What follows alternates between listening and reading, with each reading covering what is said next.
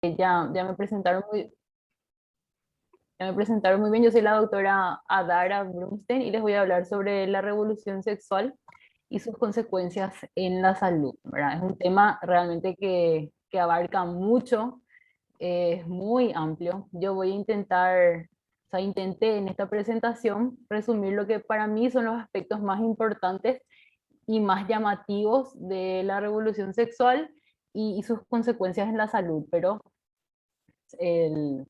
seguramente muchas cosas van a faltar porque es un tema realmente muy amplio.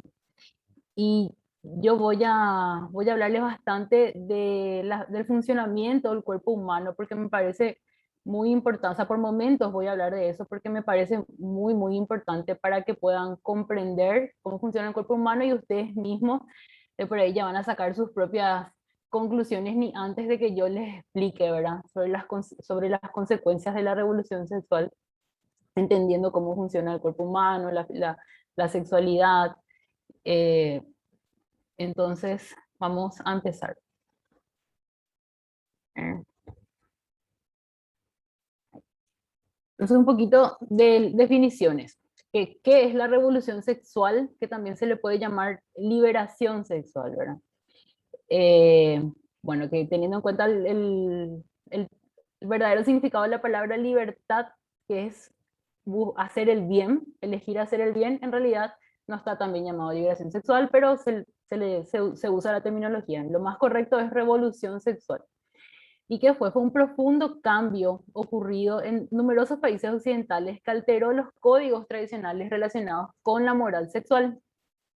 Principalmente, o sea, fue en los países occidentales y después se extendió también a varias partes del mundo, ¿verdad? También hacia Oriente, y se cuestionó el papel tradicional de la mujer principalmente, por lo tanto también del hombre, y de la institución del matrimonio. Inició oficialmente en aproximadamente la década del 60 en el siglo XX, llegando a su máximo desarrollo entre el 70 y el 80, pero como toda revolución no aparece de la nada, tiene sus bases en pensamientos muy anteriores, incluso se remontan sus bases filosóficas de la revolución sexual, se remontan ya con la ilustración en el que se desarrolló un humanismo antropocéntrico. ¿Qué significa eso? Lo que antes era un humanismo teocéntrico, o sea, poniendo a Dios en el centro siempre, que era antes de la ilustración, en la era, en la mal llamada Edad Media, ¿verdad? En la mal llamada ilustración empezó a aparecer ideas filosóficas que ponían, sacaban a Dios del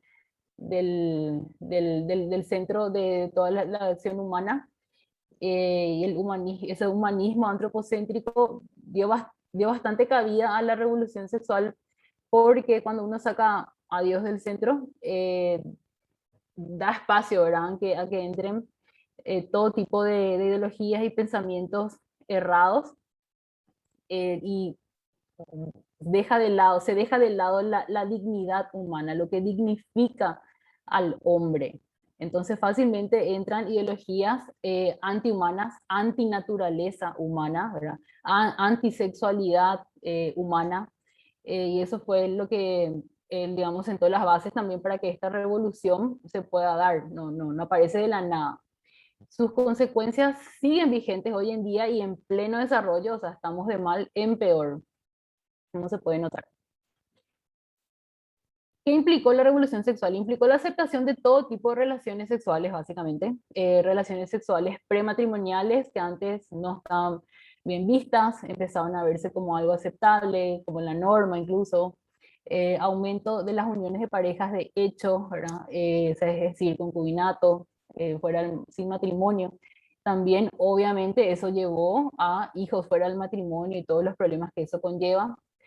También con la revolución sexual se empezó a ver un retraso en la edad de contraer matrimonio, una postergación de la maternidad, por supuesto también. Ya vino luego, antes de la revolución sexual, el tema de la salida laboral de la mujer, ¿verdad? Que fue bastante propagandístico también, que la mujer tenía que salir de las casas, que el estar en las casas criando a los hijos era una cuestión opresiva, que que la mujer tenía que salir a trabajar, ¿verdad? Para liberarse.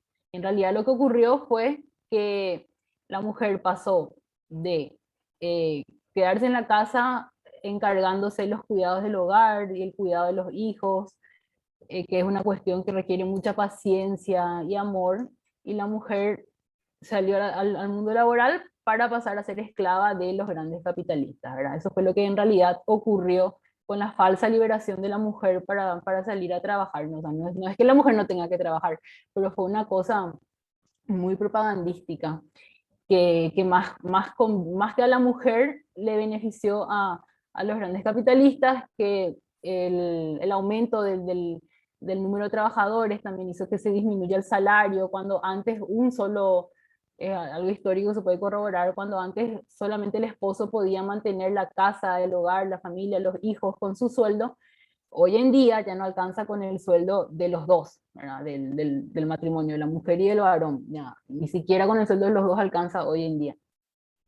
Todo, o sea, al final se benefician los, los, los grandes capitalistas y no la familia, la mujer, no tanto realmente.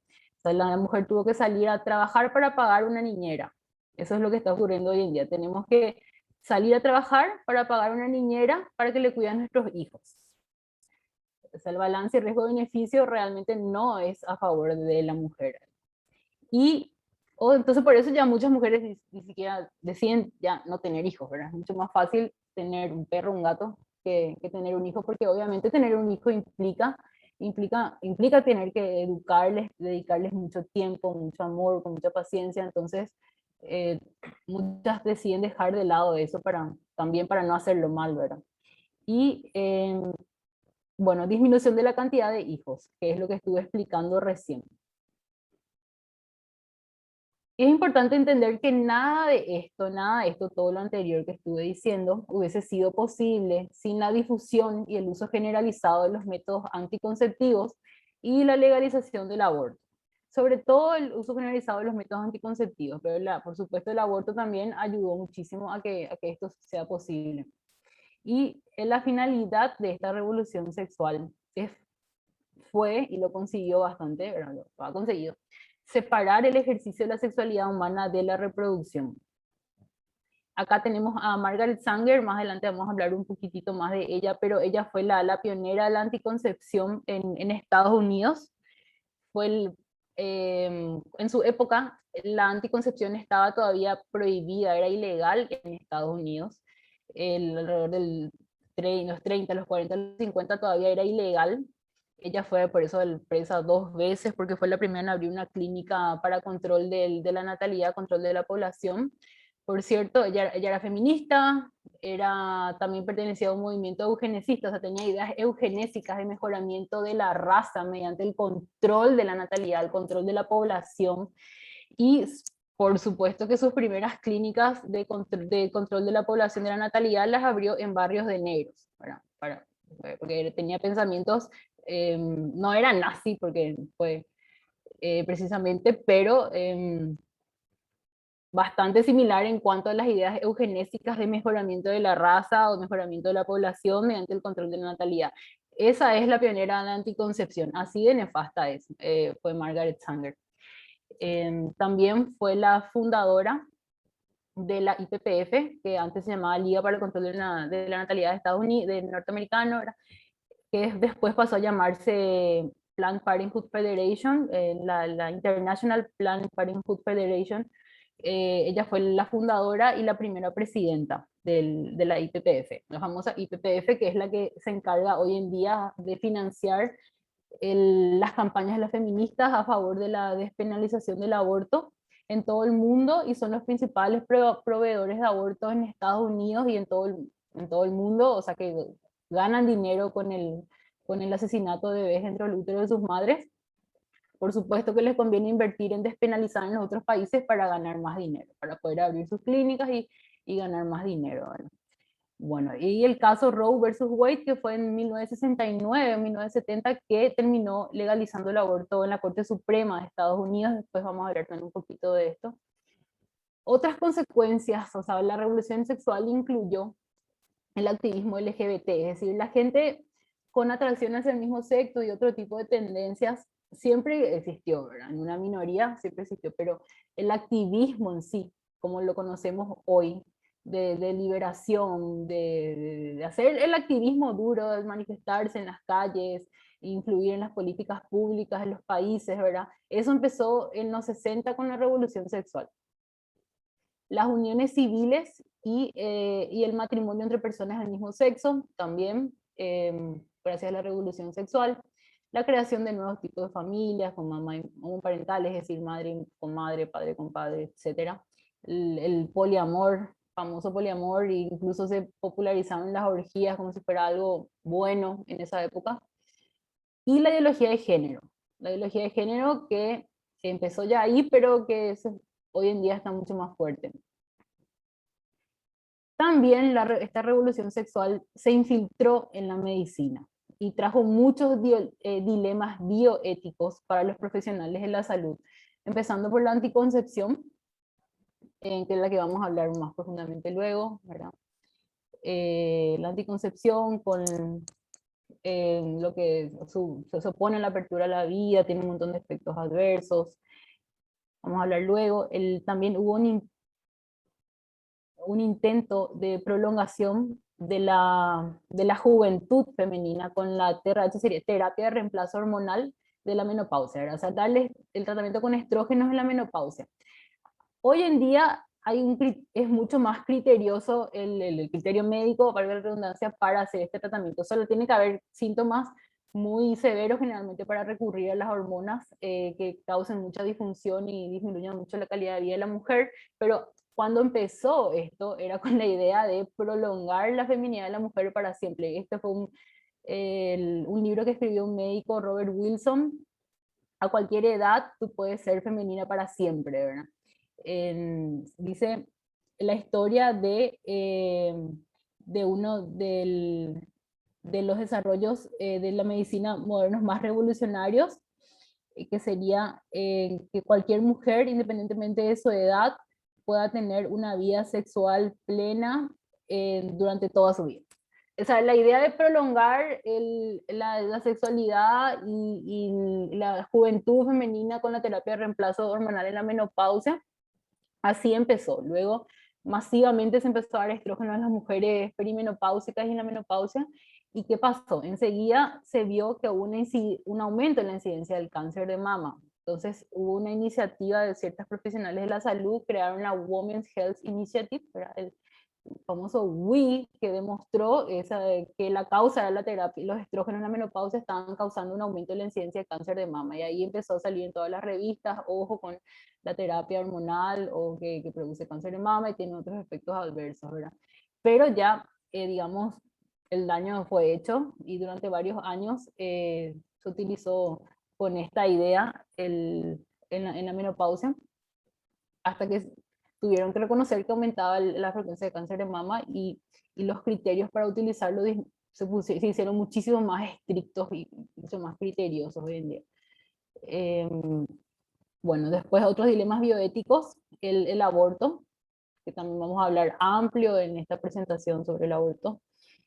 La fertilización in vitro, que implica la completa separación del acto sexual de la reproducción humana, en el que se le hace la concepción de una persona en una placa de laboratorio, se congelan a personas en su primera etapa de crecimiento y desarrollo, que es la etapa embrionaria, se les congelan las personas, para cuando los embriones que no se van a intentar implantar, se congela hasta que los padres se arrepientan de mantenerle y se le desecha como si fueran nada, ¿verdad? Depende de la legislación, pero generalmente es así, o se le congela ahí de por vida. O sea, se le trata a la persona en su primera etapa de desarrollo como si fuera un objeto, no como si fuera una persona. Eso es la fertilización in vitro.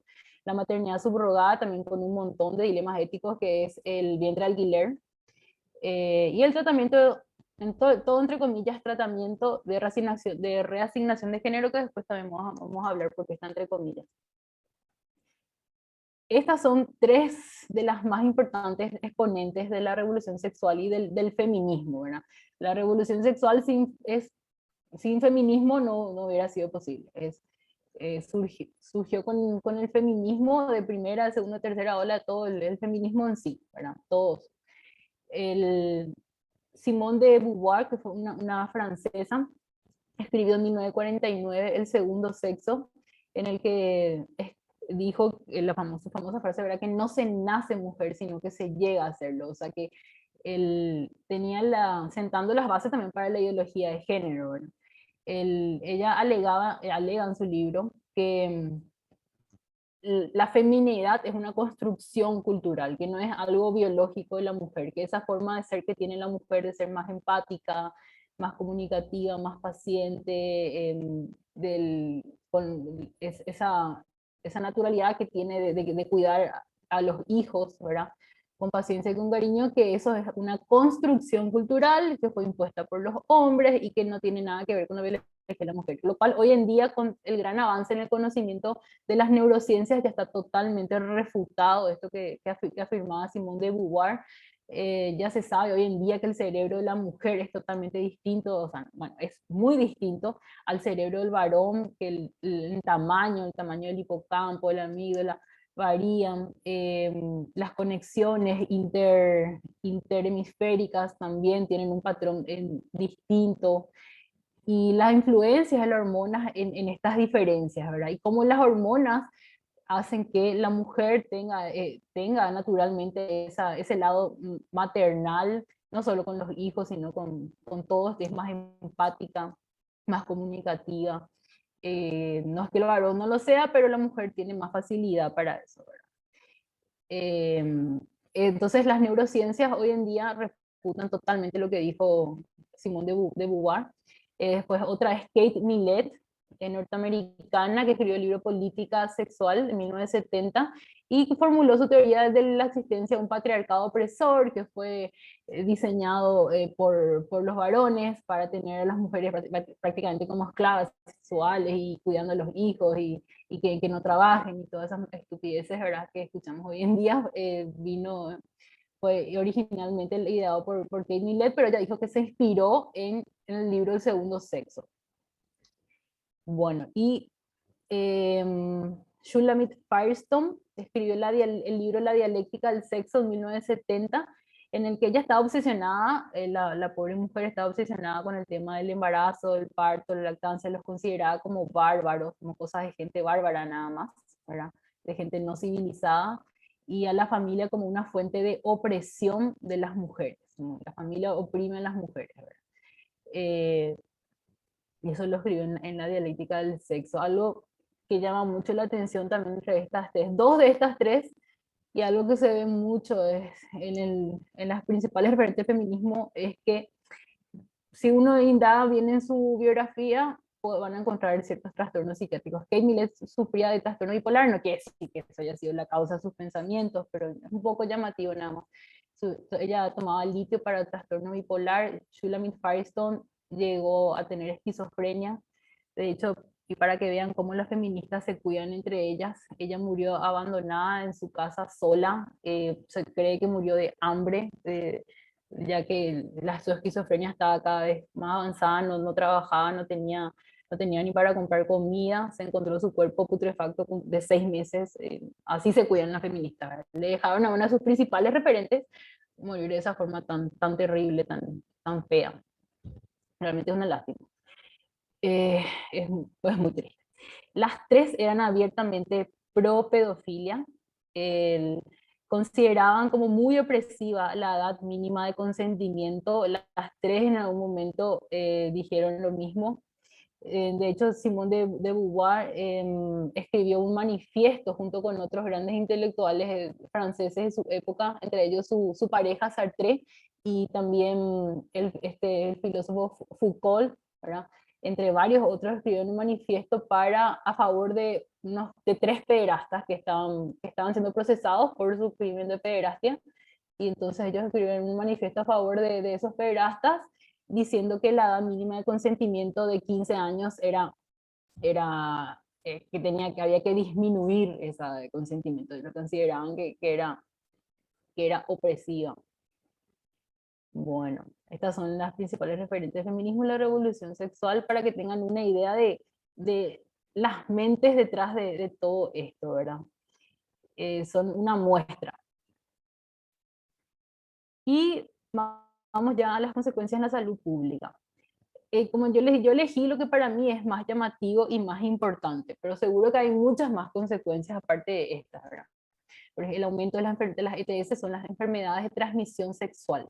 La epidemia del VIH-Sida en los 80, coincidentemente en el periodo de auge de la revolución sexual, coincidentemente también fue cuando empezó la fuerte epidemia del VIH-Sida. También el HPV, que es el virus papiloma humano, que es precursor del cáncer de cuello uterino en las mujeres. Se ve que hay un aumento en las últimas décadas. Aumento también de enfermedades como la sífilis, que bastante se había controlado después del desarrollo de la penicilina, y después con la revolución sexual empezó a aumentar bastante.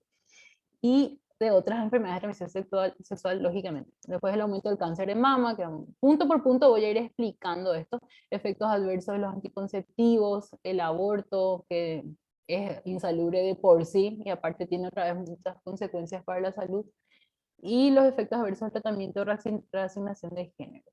Entonces vamos a empezar por el primer punto, la enfermedad de transmisión sexual. Primero hay que entender un poquito ciertas definiciones básicas, qué es lo fisiológico y qué es lo patológico. ¿Verdad? La fisiología es la ciencia que estudia las estructuras y funciones normales del cuerpo humano. O sea, lo fisiológico es lo normal. ¿Qué significa eso? Que tener dos ojos, tener una nariz, tener un hígado, y cuál es la función de las células hepáticas, ¿verdad? ¿Cuál es la función del tubo digestivo? Cada enzima, cada proteína del cuerpo también tiene su función específica, y que la función de una pequeñita enzima se altera, ya puede producir una enfermedad gigantesca y súper grave, ¿verdad? Eso sería la patología, cuando la ciencia que estudia las estructuras y funciones alteradas o anormales en el cuerpo. O sea, lo patológico es lo anormal, lo que no está funcionando bien, ¿verdad? O sea, la enfermedad, cuando algo no está funcionando como debería funcionar o no está funcionando bien.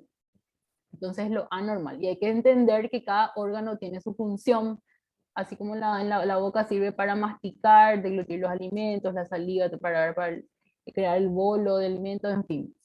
Cada órgano tiene su función, el tubo digestivo para absorber los nutrientes, el recto, que es un lugar que meramente el recto que está acá, ¿verdad? Ya después el esfínter anal y el recto.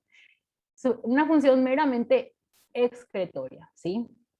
Para que todos los desperdicios, lo que no se absorbió en el tubo digestivo porque el cuerpo no necesita, o sea, los desperdicios que salen en forma de materia fecal, tienen que almacenarse ahí hasta que el esfínter anal se abra y pueda expulsarse. Esa es su única función. No tiene otra función, no es para introducir nada allí, ¿verdad? De hecho, eso trae consecuencias malas para la salud. Es, a esto que les estoy diciendo es algo que está en la literatura científica. En el sexo anal hay microtraumatismos de la mucosa del recto, ¿verdad?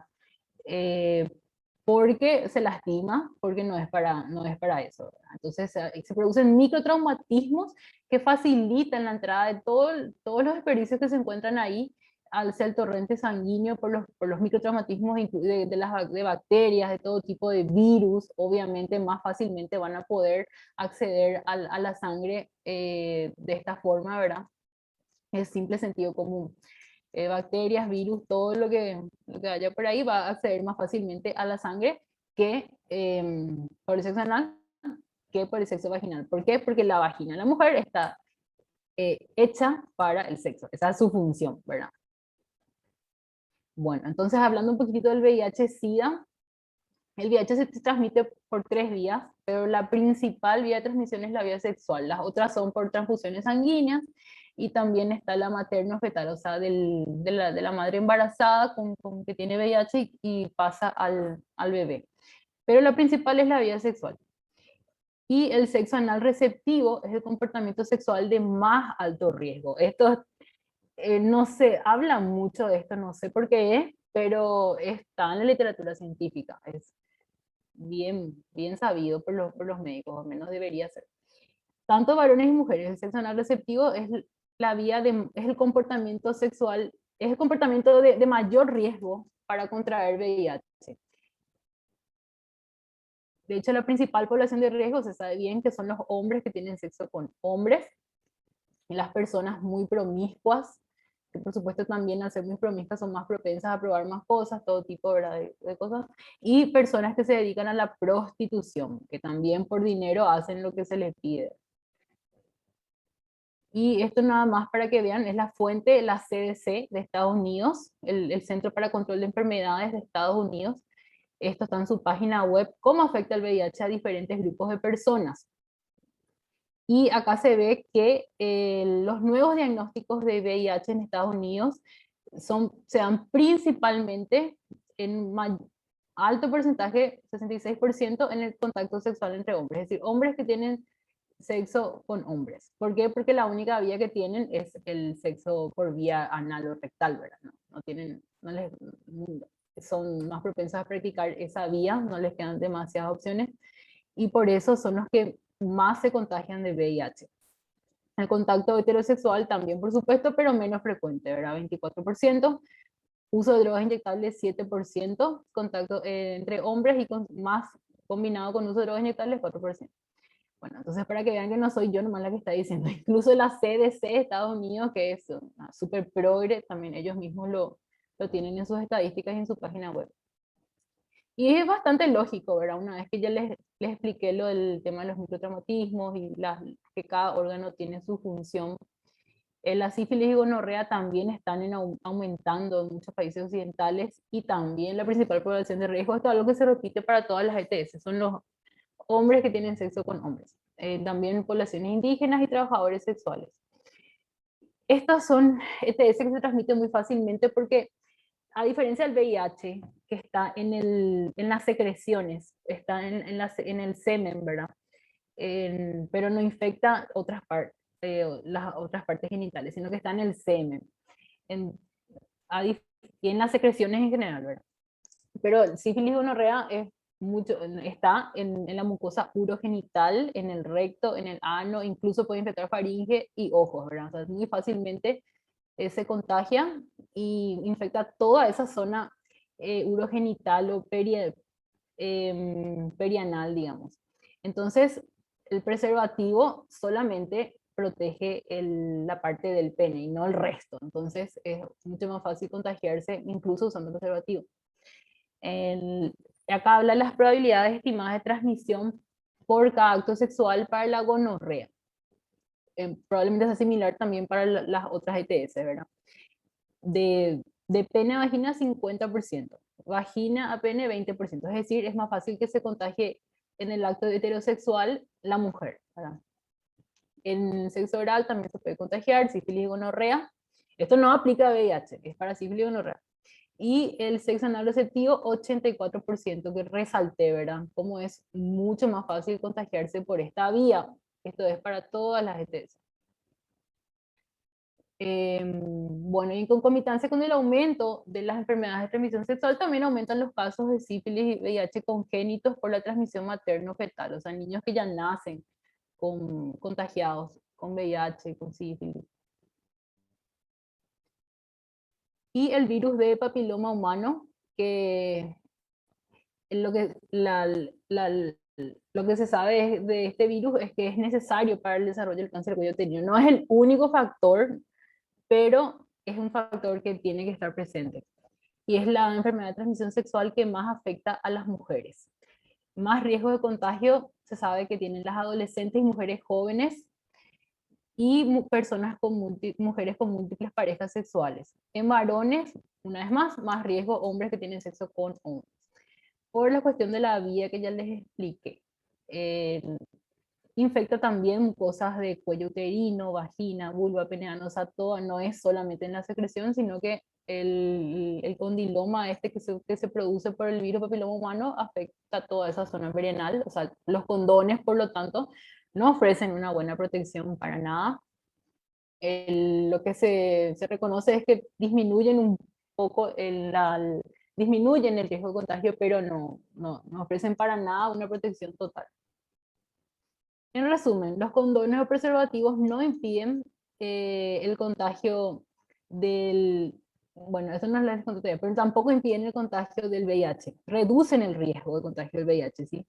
Pero en hasta un 80-85%. Esto también está en la literatura científica. Y cuando se trata de hombres que tienen sexo con hombres, la protección disminuye a un 70%. O sea, ¿qué es lo importante de acá? Que no es un 100% de protección, ni siquiera para el VIH. Y eso que el VIH está en las secreciones, ¿verdad? No es un contagio tan fácil como las otras ETS, pero igual los preservativos no ofrecen una protección absoluta. Y muchísimo menos luego para el contagio de otras ETS como el HPV, gonorrea, sífilis. Disminuyen también un poco el riesgo, pero con mucha menor eficacia que para el VIH. Entonces, cabe preguntarse, ¿verdad? ¿Existe el famoso sexo seguro con los anticonceptivos, con los preservativos en este caso, ¿verdad? Que como nos quieren vender muchos ginecólogos y en los consultorios de planificación familiar natural, hay como un dogma del sexo seguro y los activistas LGBT también. Hay como un dogma que hay que creer que uno está ya seguro usando preservativo contra las ETS. ¿Y será que realmente es así según todo lo que estuvimos viendo? No lo creo, ¿verdad? O sea, definitivamente no es así, porque el preservativo no ofrece protección al 100%, igual, y mientras más promiscuo sea uno y mientras las conductas sexuales sean de mayor riesgo, hombres que tienen sexo con hombres, que es la de mayor riesgo, ¿verdad? Y mientras más veces se utilice esa vía, entonces hay más riesgo de contagio. Entonces, por eso se puede entender un poco esa coincidencia de la epidemia del VIH-Sida con la revolución sexual. Ahora vamos a pasar a los efectos adversos de los anticonceptivos y para eso voy a tener que explicarles también cómo funciona la normalidad de la sexualidad humana y la reproducción. Bueno, el varón es mucho más simple que la mujer, por eso empiezo por el varón. Produce acá en los testículos los espermatozoides que a través de la uretra, durante la excitación y el orgasmo, se inyectan hacia la vagina de la mujer, ¿verdad? Bueno, millones de espermatozoides en una eyección, más de 4 millones. Y en la mujer acá tenemos la, detrás de la vejiga urinaria y por encima, por delante del recto y la columna está el útero, los ovarios, las trompas de falopio y la vagina. Acá podemos ver la vagina con la mucosa vaginal, que como les dije es una mucosa especializada para la función del acto sexual. Los espermatozoides entonces son alojados por esto, sobre todo por los fondos de sacos vaginales, y van a entrar al útero. Y ojo con esto, no es que pueden entrar en cualquier momento. La mujer tiene un ciclo reproductivo, ¿verdad? En la que tiene sus días fértiles y tiene sus días infértiles, ¿ok? Entonces, cuando la mujer está en sus días fértiles, que varía de una mujer a otra porque en nada es, las mujeres no somos relojitos, ¿verdad? Y cada una es distinta a otra, pero en promedio son 6 días más o menos de los días fértiles de la mujer, algunas más y otras menos, un poco menos. Que la mujer puede reconocer, se aprende a reconocer el flujo o el moco cervical normal que tiene, que produce el cervix uterino, que es el que está acá. Este es el cervix uterino, esto sería el endometrio, que es lo que reviste por dentro ya la cavidad uterina. Estas son las trompas y los ovarios, ¿verdad? Acá el cervix uterino, cuello uterino, produce un flujo que se le llama comúnmente moco cervical, que cuando la mujer está en sus días infértiles es espeso y duro y permanece ahí, ¿verdad? Deja herméticamente cerrado el útero. Entonces no hay forma de que los espermatozoides puedan entrar. No hay forma. Es algo súper espeso y también molecularmente entrabado para que el espermatozoide no pueda pasar. Y cuando las mujeres están en sus días fértiles cerca de la ovulación, piensan en este moco, empieza a hacerse más fluido, más líquido, ¿verdad? Cada vez más líquido, hasta que en el día más fértil de la mujer parece una clara de huevo de tan transparente y lubricante y líquido que se vuelve. Y ahí sí los espermatozoides entran con facilidad, ¿verdad? Pero tiene que ser en esos aproximadamente 6 días fértiles el, para que puedan pasar. No es que en cualquier relación sexual, en cualquier día la mujer se puede quedar embarazada, no es así. Acá tenemos la imagen de el amigo espermatozoide, que eso también hay que saber, que sin moco el espermatozoide puede vivir unas pocas horas nomás en la vagina. ¿Por qué? Porque en la vagina tiene normalmente un pH ácido, ¿sí? Alrededor de 5, un pH que así tiene que ser, eso es lo normal, ¿verdad? Y si el espermatozoide queda ahí y no hay moco fértil, unas pocas horas nada más puede sobrevivir y muere enseguida el espermatozoide por ese ambiente hostil de la vagina. En cambio, cuando hay un moco fértil, este moco no solamente que facilita la entrada del espermatozoide, también le capacita al espermatozoide, tiene sustancias químicas que le capacitan al espermatozoide, le dan energía para que pueda pasar los millones de espermatozoides y puedan subir y avanzar hasta llegar acá al final de las trompas de falopio de cada lado, para esperar al óvulo, ¿verdad? Que salga del ovario. Y ahí sí, el espermatozoide capacitado por el moco fértil puede vivir 3 a 5 días, esperando ahí a que salga, que se produzca la ovulación. Pero tiene que estar ese moco fértil, o sea que eso de que el espermatozoide siempre vive días es mentira, depende de la mujer, depende de del día en que se encuentre la mujer en su ciclo, un día fértil o no. ¿Okay? Entonces acá ya estamos derribando uno de los mitos más difundidos, que el espermatozoide siempre vive 3 a 5 días, no es siempre así. Entonces, como les estuve explicando, acá el moco cervical visto en microscopio, esto sería un dibujo para que se entienda, ¿verdad? Cuando están en su periodo infértil, es así como un bosque en el que el espermatozoide es imposible que atraviese, ¿verdad? Está todo cerrado, entonces se ve en el microscopio. Y cuando la mujer está en sus días fértiles, el moco es como que las trabéculas del moco se abren y forman canales por las que pueden perfectamente pasar los espermatozoides. Y como les había dicho, se quedan acá esperando que salga el óvulo. El óvulo, el ovocito, es la célula más grande del cuerpo humano. Incluso algunos llegan al tamaño al límite inferior de lo perceptible por el ojo humano, algunos, ¿verdad?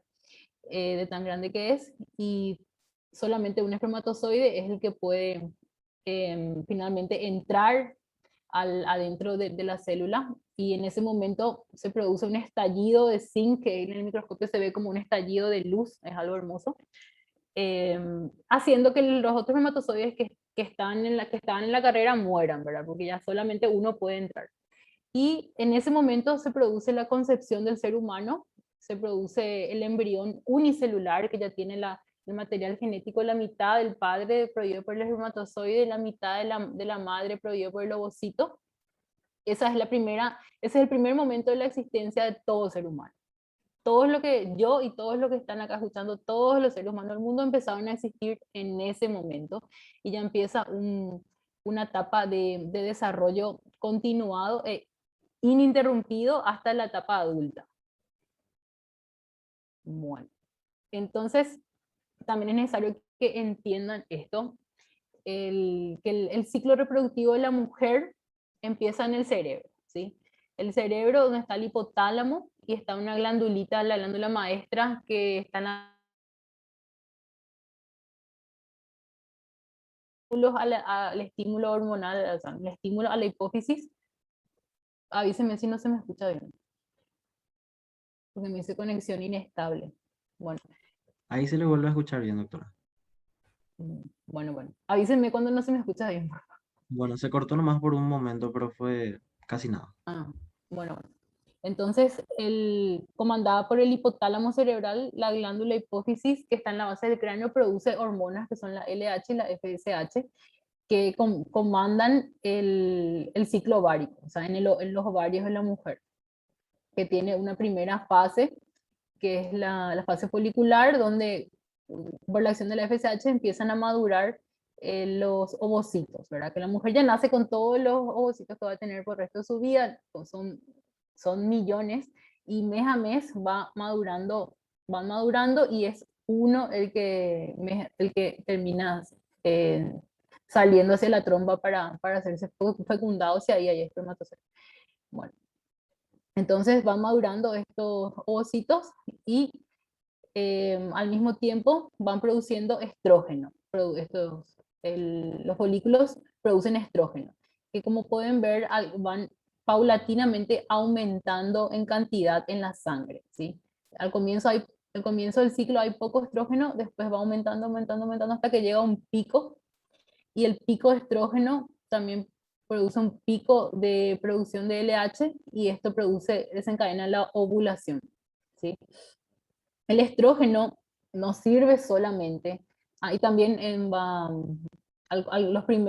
día uno del ciclo menstrual es el día uno de la menstruación. Bueno, hay que saber que es muy importante entender que las hormonas sexuales, tanto estrógeno como progesterona, no tienen solamente efectos a nivel del aparato reproductor de la mujer, actúan en todas las células del cuerpo de la mujer, incluido el cerebro. Por eso es que el humor de la mujer es cíclico, no es algo constante y plano que es siempre el mismo del varón, ¿verdad?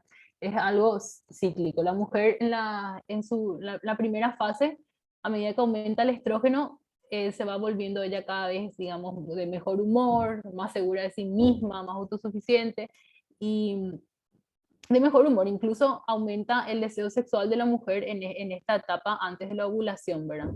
En parte también por la acción del estrógeno. Y en la segunda fase, después ya de la ovulación, el ovario produce el cuerpo lúteo que produce progesterona, ¿verdad? Que es la que predomina en la segunda etapa, mientras va disminuyendo el estrógeno, predomina la progesterona, el que tiene un efecto más calmante, más sedativo, y el humor de la mujer es como que decae un poco y está más como que todo le da igual, ¿verdad? Entonces, esa es la ciclicidad del humor femenino, se debe a la acción de las hormonas a nivel cerebral. Incluso hay ya tanto avance en este conocimiento que se ve que cuando predomina el estrógeno hay más conexiones interneuronales en la mujer. Las neuronas desarrollan más dendritas durante cuando predomina el estrógeno. Y asimismo también ejercen su efecto en todas las células del cuerpo. También la forma incluso en que procesamos los nutrientes es algo distinta en la mujer que en el varón. Los estrógenos son responsables de que la mujer tenga una cardioprotección, o sea que una menor frecuencia de infartos y ACVs antes de la menopausia con respecto al varón. Se debe al estrógeno, ¿verdad? Tiene un efecto cardioprotector. Entonces, es muy importante mantener la normalidad, la fisiología del ciclo reproductivo de la mujer, porque no sirven solamente para tener hijos, sirven para muchísimas otras funciones en todo el cuerpo de la mujer, a nivel anímico, cerebral, metabólico, cardíaco, no es solamente para tener hijos. Entonces hay que cuidar la normalidad de la fisiología del ciclo. Mujeres tienen que cuidar su fisiología hormonal, ¿sí?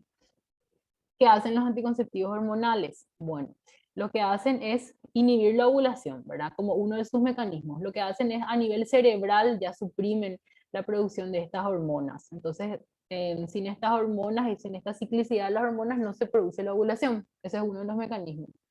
Y también algunos anticonceptivos más que otros atrofian el endometrio. También hacen que haya un tapón mucoso todo el ciclo, o sea que ese moco fértil, ¿verdad? Ese moco fértil que va cayendo en los días fértiles de la mujer cerca de la ovulación, no existe cuando una mujer toma anticonceptivos. Entonces se pierde también ese patrón. Y también el tema de la libido que aumenta cerca de la ovulación, eso que aumenta mucho cerca de la ovulación, eso también se pierde y es como que se aplana el humor de la mujer, ¿verdad? no, se sale de la normalidad. Por eso hay estudios también que han encontrado asociación entre el uso de anticonceptivos con problemas de ansiedad, depresión en las mujeres versus las que no utilizan. Hay estudios de eso. También hay una cierta duda de que pueden alterar la motilidad de las trompas, porque la motilidad de las trompas que sirve para que cuando se produce en la concepción, ¿verdad? Se unió entró el espermatozoide, se produjo la concepción y el embrión va migrando de forma centrípeta para implantarse en el útero. Y eso es facilitado por la motilidad de las trompas y otras cuestiones, ¿verdad? Y eso se debe a la acción de la progesterona. Entonces, una duda razonable que los anticonceptivos, al tener, los anticonceptivos tienen progestinas, no progesterona. Las progestinas son similares a la progesterona hasta cierto punto en estructura, pero en funcionalidad varían muchísimo. No tienen la misma acción que la progesterona natural. Para que entiendan, incluso hay algunos anticonceptivos con progestinas que te mejoran el acné porque disminuyen los andrógenos, que son causas del acné, pero hay otros anticonceptivos que empeoran porque la progestina aumentan los andrógenos y aumentan el acné. O sea, varía demasiado la función de una progestina a otra y no es igual que la progesterona natural. Entonces está esa duda que también pueden alterar la motilidad de la trompa y hay algunos estudios que encontraron una asociación entre el DIU con levonorgestrel, que es una progestina, y el aumento de los embarazos ectópicos. Que embarazo ectópico es que en vez de implantarse en la cavidad uterina, se implante en otra parte, por ejemplo, en la trompa, que es lo más frecuente. Y ojo que las pastillas anticonceptivas tienen estrógeno y tienen una progestina, no progesterona, progestina. Los implantes y los parches solamente tienen progestina. Eso es la novedad ahora, lo que está más de moda, que es poner los implantes subdérmicos a las adolescentes. Solamente tienen progestina, no estrógeno. Y no hay verdaderos estudios de la seguridad, los efectos adversos de estos implantes a largo plazo, cuando se ponen a tan temprana edad, como hoy se le pone, apenas empieza a menstruar la mujer, ya se le quiere poner, ¿verdad? Eso podría alterar bastante la maduración cerebral, ósea y en otros aspectos de la mujer, porque se sabe bien que la maduración emocional termina en la edad adulta recién. En la adolescencia es una etapa en la que se producen nuevas interconexiones neuronales, cerebrales, que todavía no termina de madurar emocionalmente el adolescente. Eso en la etapa adulta recién. En cambio, se imaginan, ya se le pone un implante que tiene solamente progestina a las mujeres desde cada vez más temprana edad, ¿verdad? Desde la pubertad, ya cuando empiezan o desde que empiezan a menstruar en la adolescencia, y eso podría interferir su adecuada maduración, porque como les expliqué, las hormonas sexuales, es gracias a estas hormonas sexuales que se produce este desarrollo, esta maduración emocional de la mujer en la adolescencia. También hay demasiada evidencia científica de eso y no hay suficientes estudios para evaluar el impacto de estos implantes a ese nivel. Incluso también la maduración ósea termina recién en la etapa adulta, no en la adolescencia. Y también tiene todo que ver la acción de las hormonas sexuales para esa maduración ósea, tanto el estrógeno como la progesterona natural. Entonces, cada vez hay más osteoporosis también, que capaz a las jóvenes no nos importa tanto, pero es importante llegar a un pico de masa ósea en la etapa adulta para disminuir el riesgo de tener osteoporosis en la vejez, que es un problema bastante costoso para tratar. Y se pone por 3 a 5 años estos implantes al menos. Se puede quitar, es cierto, antes, de hecho, muchas mujeres se quitan antes por los efectos adversos, muchas alegan que les engorda, entonces se quitan antes. Pero la idea es están diseñados para durar 3 a 5 años dependiendo de la progestina. Y los efectos adversos anticonceptivos, si revisan un prospecto de una pastilla anticonceptiva y comparan con cualquier otro prospecto de un ibuprofeno, un paracetamol, se van a dar cuenta de la gran diferencia de largor y se debe casi todo, es una pancarta gigante el prospecto de la pastilla anticonceptiva y se debe a la gran cantidad de efectos adversos que se citan, que no pueden dejar de citar los que venden. Produce un hipogonadismo central, o sea, se suprimen las hormonas a nivel cerebral, como les expliqué, y podría haber una interferencia en la salud, o sea, hay estudios contradictorios con respecto a esto, ¿verdad? Disminución de la libido, deseo sexual, también varios, depende de qué tipo, hay algunas pastillas que disminuyen el libido, otras que aún, incluso pueden aumentar, varía también. La trombofilia, es decir, tanto se habló durante la pandemia con el tema del riesgo de trombos, formación de trombos, coágulos o en los vasos sanguíneos, ¿verdad? Que contar con esta vacuna, con que otra que sí, que no, ¿verdad? Bueno, los anticonceptivos sí aumentan el riesgo de formación de trombos en la mujer y esto es algo súper reconocido y aceptado por la medicina, no hay ninguna duda de eso, pero no es algo de lo que se suele hablar normalmente, digamos que no sé por qué. En dislipidemia también, o sea, problemas de los triglicéridos, el colesterol, pueden producir algunos producen también, algunos producen resistencia a la insulina, que es la condición de base para que con la que con el tiempo se produce diabetes. Si hay mucho tiempo resistencia a la insulina, a la larga se desarrolla diabetes, ¿verdad? Retención de sodio y agua, que puede empeorar una hipertensión arterial, aumento del riesgo de cáncer de mama, cada vez hay más estudios, vamos a hablar de eso, ¿verdad? Y efectos en el sistema nervioso central, en los estudios que encontraron asociación con ansiedad y depresión, cefalea también, puede la gente que, por eso no se recomienda a las mujeres con migraña porque puede empeorar.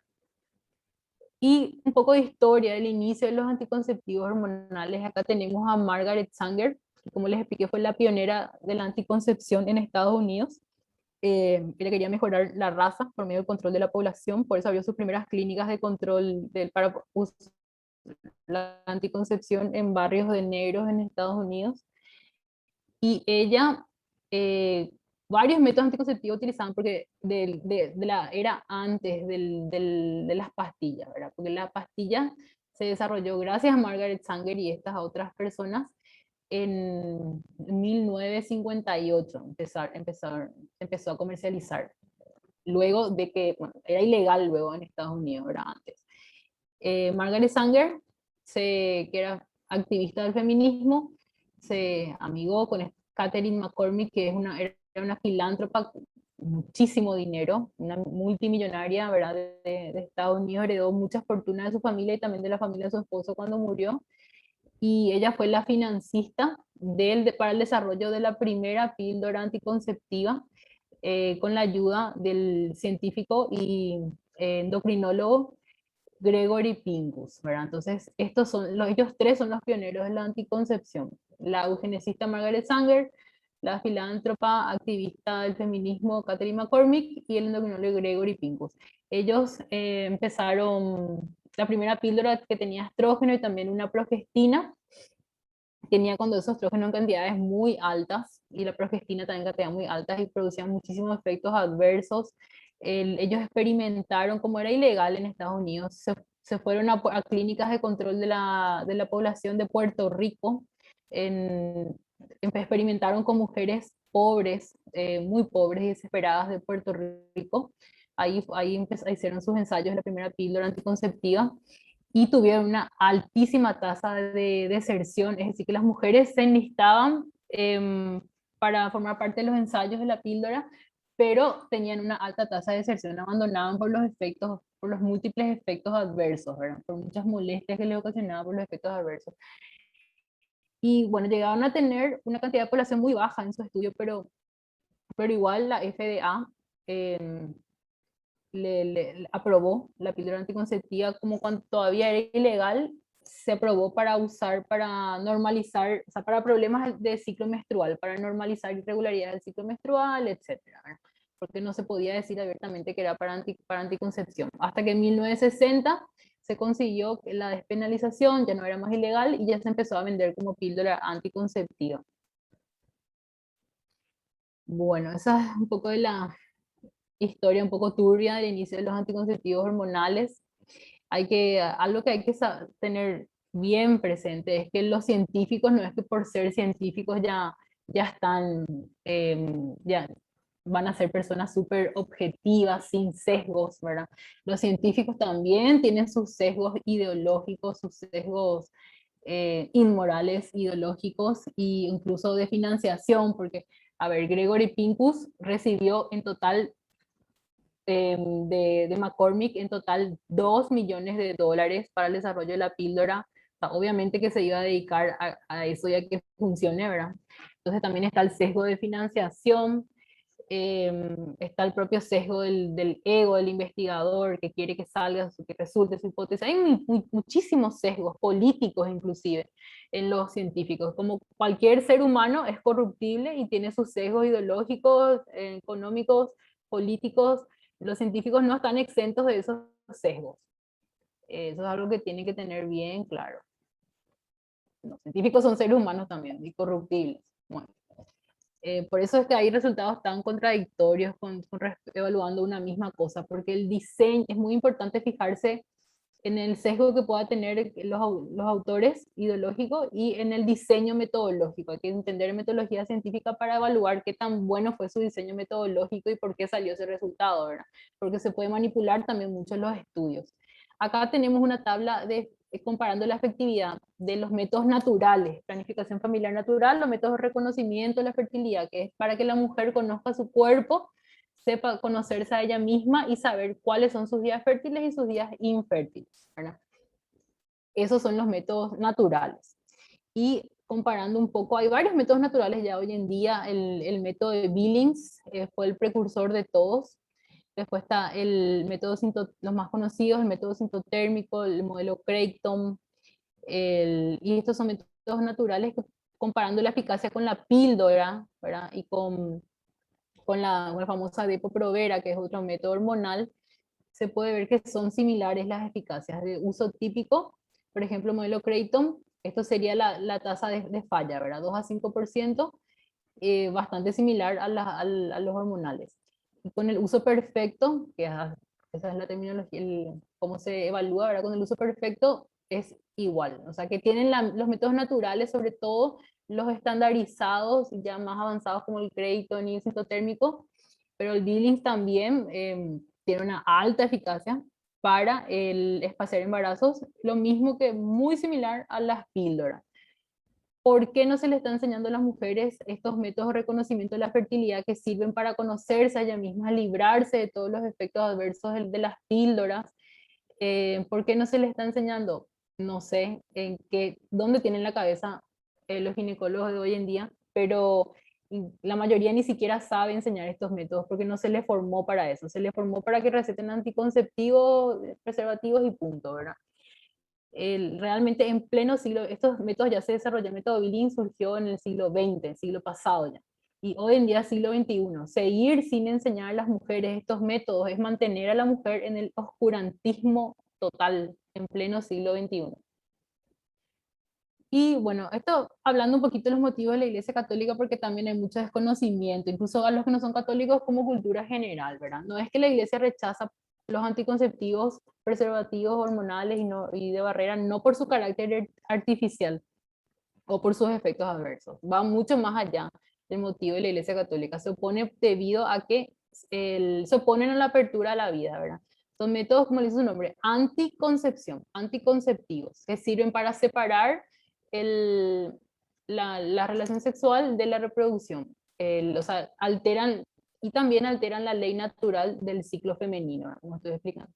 Y es principalmente este motivo por el cual la iglesia se opone, no es por el efecto adverso porque es artificial ni nada, sino porque la iglesia pregona la apertura a la vida, la confianza en la providencia divina, si es que hay problemas económicos.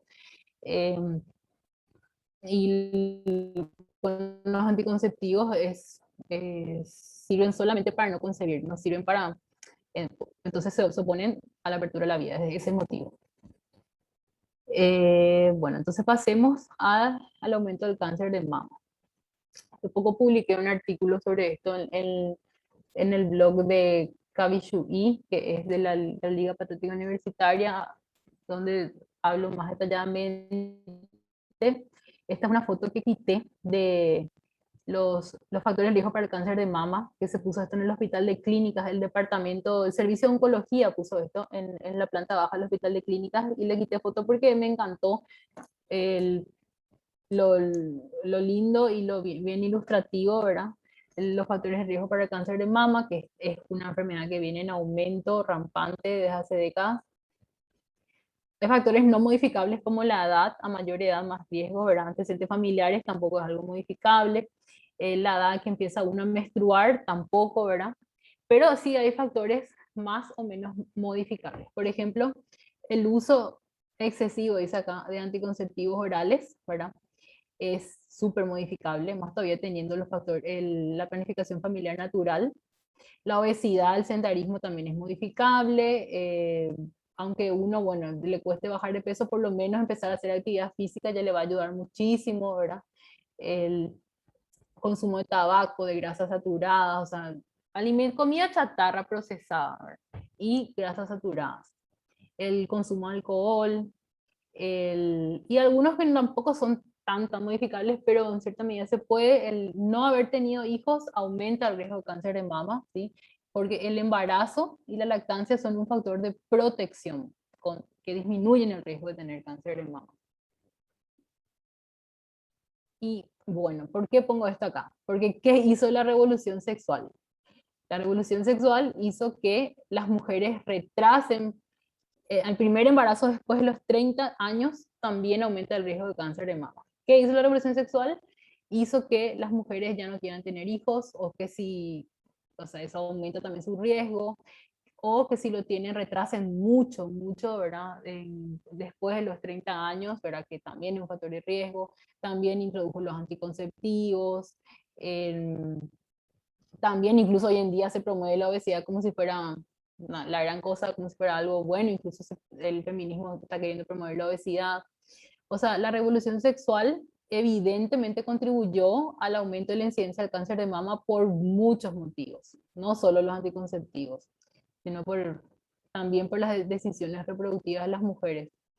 Entonces, como le está diciendo, un factor de protección contra el cáncer de mama es el embarazo, sobre todo antes de los 25 años, ¿verdad? Y la lactancia. Mientras más tiempo de lactancia, más protección. Incluso la lactancia materna exclusiva, que es dar solamente el pecho durante 6 meses, versus la mixta con fórmula. Es decir, si es que aparte de dar el pecho, la mujer también da fórmula, que fácilmente te recetan los pediatras hoy en día, y en vez de enseñarte, ayudarte a lograr una lactancia exitosa, ya muchos más fácilmente te dan la fórmula y ya, ¿verdad?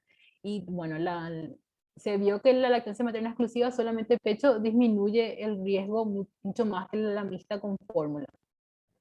Después tenemos, estos son factores de protección. Los factores asociados a mayor riesgo, el consumo de hormonas, ya sea en el contexto de anticoncepción, tratamiento de reemplazo hormonal en la menopausia, como ya estuvimos hablando, los tratamientos, entre comillas, de reasignación de género. Se está viendo un aumento de los reportes de casos de cáncer de mama en hombres, ¿verdad? Y se ve un aumento de los reportes de casos de cáncer de mama en personas transexuales que están en tratamiento hormonal. No hay muchos estudios grandes ni nada, porque tampoco es que haya mucha población, pero aumentan los reportes de casos y eso ya tiene que llamar la atención. Y hay estudios que encontraron una asociación entre el aborto y el cáncer de mama. Son estudios contradictorios, ¿verdad? Pero hay varios estudios que encontraron esa asociación fuerte entre el aborto y el cáncer de mama. Y bueno, la hipótesis es que el embarazo lo que hace es que se desarrolle la glándula mamaria y que las células de la glándula mamaria se vayan diferenciando, ¿verdad? Y que esa diferenciación es la que disminuye el riesgo de cáncer de mama, y cuando el aborto interrumpe de forma brusca, abrupta el embarazo, entonces esas células no llegan a diferenciarse del todo, ¿verdad? Entonces, eso es lo que la hipótesis de por qué aumentaría el, el riesgo de cáncer de mama. Y hace poco justamente me encontré con este artículo del Colegio Americano de Pediatras. Se llama Opciones reproductivas en las mujeres jóvenes que afectan su riesgo futuro de cáncer de cáncer de mama en el futuro. Ellos dijeron en su artículo varias de las cosas que yo ya les estuve diciendo, por cierto, pero dijeron que la evidencia sugiere que el aborto inducido contribuye a las altas tasas de cáncer de mama observadas en todo el mundo. Obviamente no es el único factor, hay muchos otros como les expliqué, pero contribuye también. y que la posición de la medicina mainstream, que sería la medicina mainstream, no supe cómo traducir, sería la medicina que tiene más prensa, digamos. La posición de la medicina mainstream de minimizar o incluso negar esta asociación se ha facilitado por la confianza en estudios con diseños defectuosos. O sea, ellos explican ahí detalladamente por qué son diseños defectuosos los que no encuentran asociación entre el aborto y el aumento del riesgo de cáncer de mama. Bueno, entonces vamos a empezar a hablar de aborto.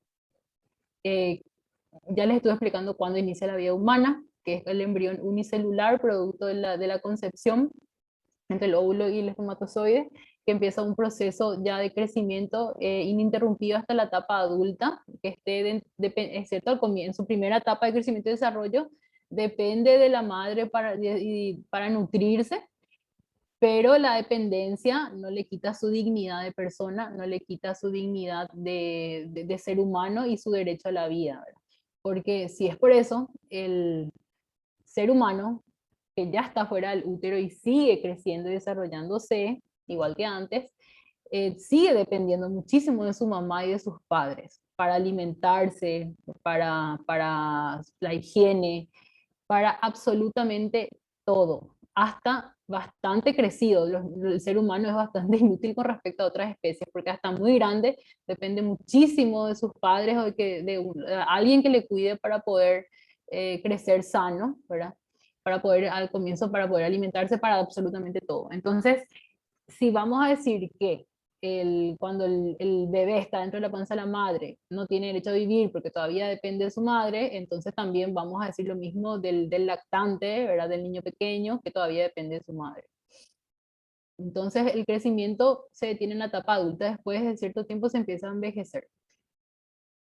Y el desarrollo de este embrión es autónomo, es decir, por sí mismo crece, por sí mismo, porque es un ser humano distinto al de su madre, con una carga genética distinta a la de su madre, y la mayor evidencia de esta autonomía del embrión es la fertilización in vitro, al menos para eso sirvió, ¿verdad? Para hacer una evidencia de la autonomía del embrión. Solamente le pones en la placa de laboratorio los nutrientes que necesita para un ambiente adecuado y él solito, el embrión solito empieza a dividirse, a crecer y a desarrollarse hasta que llega a una etapa óptima para que se le implante. Bueno, ¿qué nos hace personas? Todo ser humano es persona y punto. No hay que divagar demasiado con respecto a esto, ¿verdad? Es la dignidad que tenemos todos los seres humanos. Por ser seres humanos somos personas, es una dignidad que tenemos inherente que nos distingue, ¿verdad? De otros seres vivos. Todo embrión o feto, hijo de ser humano, un ser humano famoso, te comparan un embrión de humano con la foto de un embrión de humano con la foto de un embrión de un elefante. Ay, mira, son iguales, te dicen los abortistas, ¿verdad? Sí, pues, o sea, podrán ser parecidos, pero no son iguales. Genéticamente uno es un ser humano, otro es un elefante, y obviamente de la unión de dos seres humanos va a salir un ser humano y no un elefante, ¿verdad? O sea, eh, cada argumento ridículo que usan, pero hay que saber cómo refutar. Todo embrión o feto humano es una persona. Y solamente los seres humanos tenemos esa dignidad y somos capaces de de hacer cultura, ¿sí? De formar familia. Los perros no forman familia, se reproducen, pero no forman familia. ¿Okay? Los animales se reproducen, pero no forman familia. Los animales no pueden contener sus instintos. Cuando una perra está en celo, ahí van directo, ¿verdad? Ya no se preguntan si está bien o está mal lo que hacen. Eso es una capacidad de raciocinio y de contener los instintos es propia del ser humano, ¿verdad? Entonces el ser humano forma familia, la familia forma sociedad y en conjunto la cultura. Solo el ser humano tiene cultura, no hay cultura de perro, no hay cultura de gato. ¿Qué nos hace pacientes de un médico? Todo ser humano bajo el cuidado y tratamiento de un médico es su paciente sí o sí. ¿Verdad? En el embarazo los médicos siempre tenemos dos pacientes, incluso no solo para los ginecólogos. Si a mí, que endocrinóloga, me viene una paciente con problemas de tiroides, está embarazada, yo tengo que pensar, pero el doble o el triple antes de darle un medicamento que sé que le podría perjudicar a su bebé, ¿verdad? Y le doy solo si es estrictamente necesario darle y siempre la menor dosis que es efectiva para tratar de minimizar los efectos adversos, ¿verdad? O sea, para un médico siempre tiene dos pacientes en los que tiene que pensar cuando está tratando a una embarazada. Entonces, todo acto médico, que le dije recién. Es ético para un médico matar a un paciente por pedido del otro, es decir, matar al bebé, al paciente bebé, paciente intrauterino, por pedido de la madre. Por supuesto que no es ético. El aborto jamás puede ser un acto médico, es un asesinato y los médicos no somos asesinos. Existe el derecho a decidir sobre el propio cuerpo, ¿verdad? Bueno, el embrión feto, como vimos, no es el cuerpo de la mujer, tiene una carga genética distinta y, por cierto, es un material genético único y irrepetible, eso también es totalmente reconocido, un saber científico bien asumido, ¿verdad? Que cada ser humano es único y irrepetible por los entrecruzamientos entre los genes que se dan a nivel ya de los espermatozoides, cuando se forman en el testículo y los ovocitos, ¿verdad? En el la posibilidad de que se repita un ser humano es una en un trillón o más, es imposible. Cada ser humano es único e irrepetible. Y vamos a hablar un poco de las técnicas de aborto también. Acá tenemos imágenes de mártires que murieron por aborto. Todo aborto, vamos a hablar sin lenguaje manipulado, ¿verdad? Todo aborto no es una interrupción del embarazo. Todo aborto, ¿qué es? Es un filicidio, es el asesinato del hijo, filicidio intrauterino llevado a cabo con distintos métodos de tortura. Eso es el aborto. Eh, bueno, vamos a hablar del aborto con pastillas, que remata también, ¿sí? El aborto, y no importa si es legal o no, o sea, un papel que te dice que esto es legal o es ilegal, no cambia para nada la inseguridad del acto, ¿verdad? Del aborto con pastillas.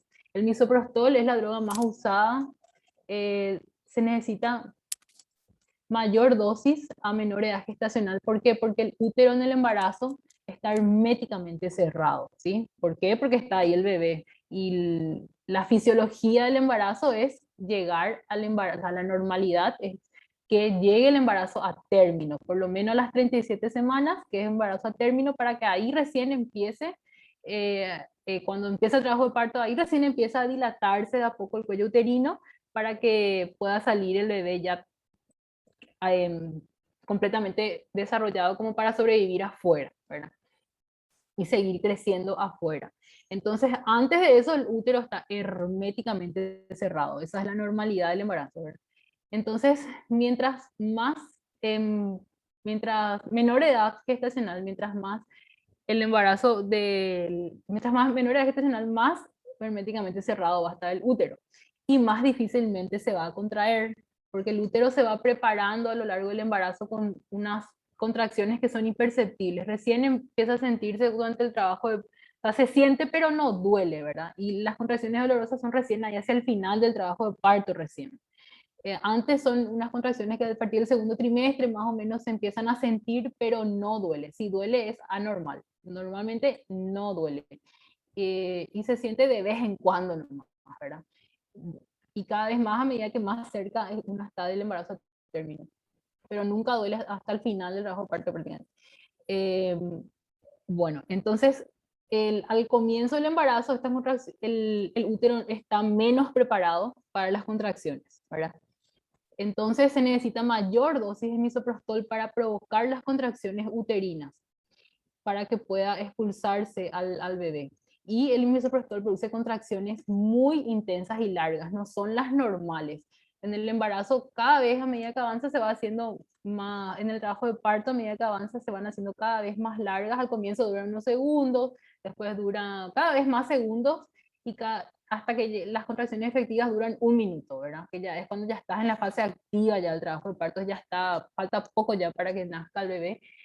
En cambio, las contracciones misoprostol son mucho más duraderas, duran mucho más de un minuto y son mucho más intensas. O sea, eso de no le podés obligar a una mujer a parir, pero le das misoprostol es lo más estúpido que existe en la vida, porque le estás provocando contracciones que son peores que las del trabajo de parto.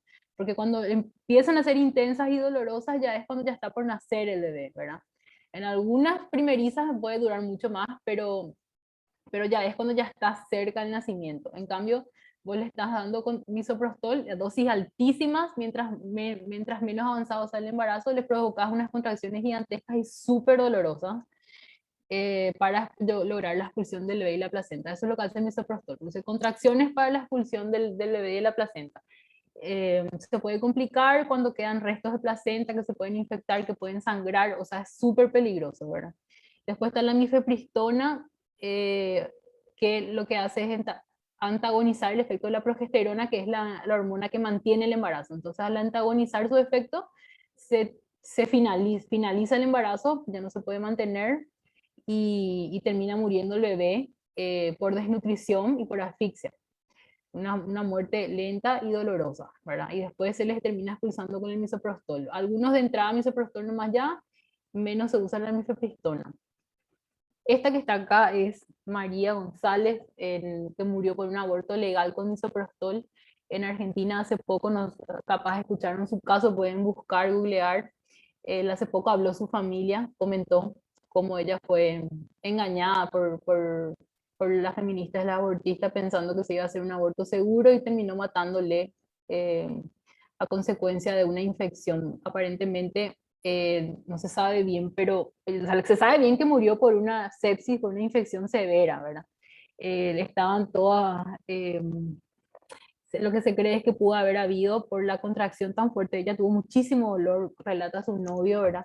El, que pudo haber habido una pequeña rotura uterina que provocó sangrado, donde hay sangre fácilmente hay infección, y eso es lo que terminó matándole. Eso es lo más probable, lo que pasó con ella. Porque a veces son tan intensas las contracciones que puede producir rotura uterina. Técnica de aborto en el primer trimestre, ya le vamos a las quirúrgicas, ¿verdad? Hasta las 12 semanas es el método de succión y aspiración, de que esta es una cánula que está conectada a un aspirador y se le succiona al bebé que muere descuartizado y ya puede sentir dolor, eso ya es bien sabido, ¿verdad? Solo que obviamente no tenemos forma de escuchar, no puede gritar, no puede decir nada, pero por supuesto que cuando se introduce luego el aspirador, ya el bebé siente que hay algo raro, ¿verdad? Ya empieza a moverse, se siente incómodo, hasta que finalmente se le succiona y se le descuartiza y va a terminar en la bolsa de desechos. La placenta también se aspira. Y bueno, eh, eh, ah, uno de los principales promotores del aborto en Estados Unidos, un ginecólogo allá en el siglo XX, ¿verdad? Es Bernard Nathanson. Hizo miles de abortos, tenía clínicas donde que él era dueño, donde se hacían abortos, ¿verdad? O sea, fue responsable de miles de abortos. Y cuando se desarrolló la tecnología de la ecografía, eh, él empezó a utilizar el ecógrafo para hacer los abortos y ahí se dio cuenta de lo que realmente estaba haciendo, ¿verdad? De que ya era un ser humano bien formado, ¿verdad? Que ya tenía piernas, extremidades, e incluso se dio cuenta de que hacían como una mueca de grito y de dolor cuando se les practicaba el aborto. Y por eso él cambió radicalmente su postura, se arrepintió, incluso se convirtió al cristianismo. Él era de familia de origen judío y era ateo y después se convirtió al cristianismo en la iglesia católica. Eh, Cambió radicalmente su postura, hizo un documental que se llama El grito silencioso, ¿verdad? O sea, la introducción de la ecografía hizo que se dé cuenta de que estaba cometiendo un crimen. Hoy en día ni eso les, les revuelve la conciencia a los abortistas. Cada vez estamos peor. En el segundo trimestre ya los huesos están más duros, no se puede succionar al bebé, entonces se introduce una pinza para ir descuartizándole de a poco, ¿verdad? Lo que salga, lo que salga primero, la pierna, ¿verdad? Con el ecógrafo se puede ver cómo lucha el bebé por su vida y es un método de tortura. Pues pedacito por pedacito se le va quitando y después la placenta. En el tercer trimestre el feto ya es totalmente viable fuera del útero, puede nacer prematuro, probablemente mientras más prematuro va a requerir seguro terapia y todo, pero ya es viable. Y está el método de la mini cesárea, o como lo dice su nombre, es como una mini cesárea, se corta, o como una cesárea, se corta el abdomen de la madre, el útero, se le extrae al bebé, que nace vivo porque ya es viable, y mientras más avanzado el embarazo, más tardan en morir. Habitualmente se extraen niños vivos y se les deja morir después ahí de hambre, de frío, ¿verdad? Algunos le inyectan una sustancia letal, o algunos simplemente le dejan ahí, se olvidan de él y le dejan que muera de frío y de hambre. El aborto por nacimiento parcial se induce parcialmente el parto ya cuando está más avanzado, ¿verdad? Y se introduce, se manipula la posición del bebé si está de cabeza para que sacar primero las piernas. Entonces, como supuestamente todavía no salió la cabeza, todavía no nació, entre comillas, se aplasta el cráneo y ahí recién se le saca. Una locura total, porque no salió la cabeza, todavía no nació, supuestamente. ¿Verdad? Eso es el por nacimiento parcial. Y se descubrió que la Planned Parenthood en sus clínicas modifican la técnica de aborto, incluso le hacen esperar un poco más a la mujer para que tenga órganos más desarrollados, ¿verdad? Y modifican la técnica de aborto para hacer esta técnica.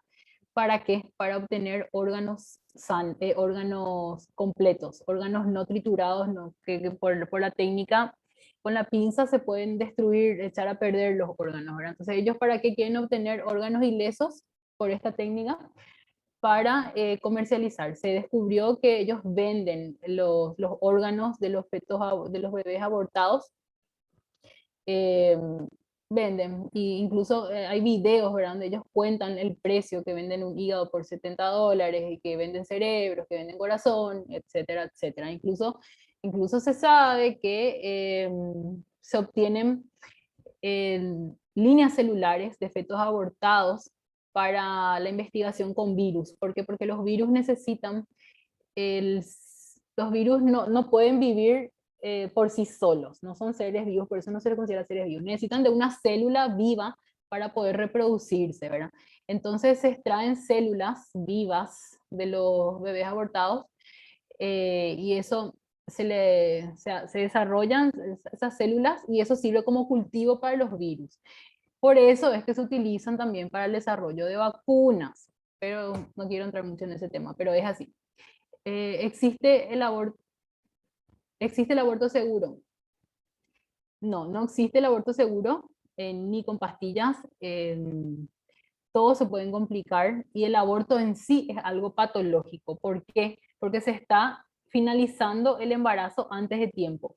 ¿Y qué es lo normal o fisiológico? Que el embarazo llegue a término. Entonces todo aborto es algo patológico y tiene sus consecuencias en la salud de la mujer, sobre todo en la salud mental, porque el cerebro se estaba preparando para el nacimiento de un hijo y le cortaron eso abruptamente. Eso, el cerebro se resiente. Por eso es que hay tantos problemas, secuelas psicológicas después de un aborto.